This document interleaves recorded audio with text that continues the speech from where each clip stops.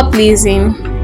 We're going to talk about populism. So the populism in Russia, we define it as a political ideology that emphasizes the power of the people in opposition to the passive interests of the elites or established powers.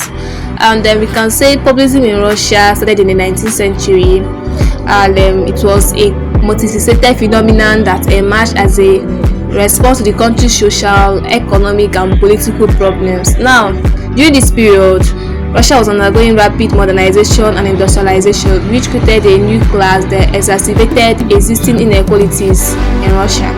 Now, one of the key factors that contributed to the emergence of populism in Russia was the abolition of serfdom in 1861. While this reform was intended to liberate the peasantry, it ultimately created a large class of landless, impoverished peasants who were forced to work as laborers on noble estates or flee to cities to look for work. This led to growing discomfort and discontent among the peasantry, who felt that the government had failed to provide them with adequate land, credit, and social services. Now, many peasants began to organize themselves into communal associations known as the Chinas, which provided mutual aid and support to their members. Now, at the same time, a growing number of intellectuals and radicals began to take interest in the plight of the peasantry.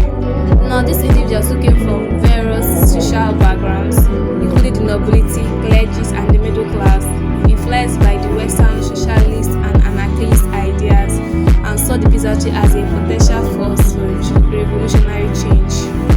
Now, these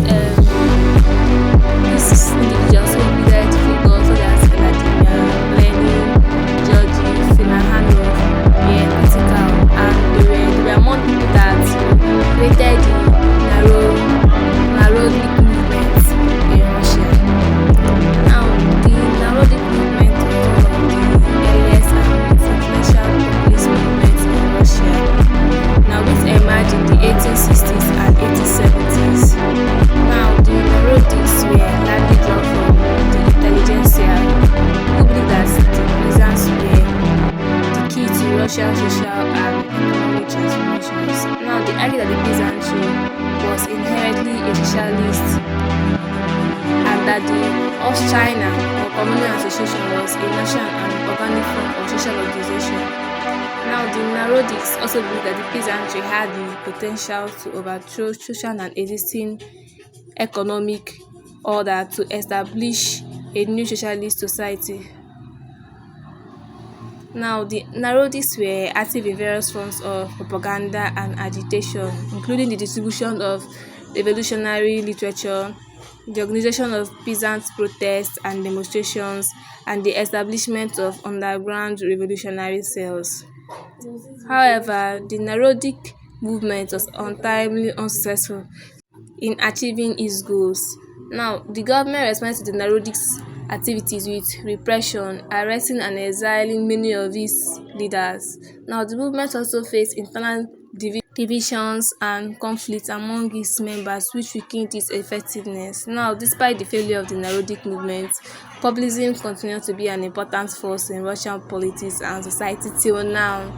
Now, in the 1880s and 1890s, a new generation of populists emerged who were influenced by Marxist and anarchist ideas.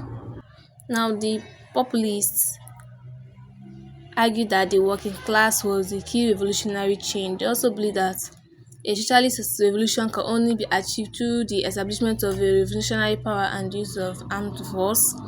Now, the populist movements in Russia ultimately played a significant role in the country's revolutionary transformations. The movement's emphasis on the importance of the peasantry and the need for the revolutionary change helped to lay the groundwork for Russian Revolution of 1917. Thank you for watching. Please like and subscribe. Thank you.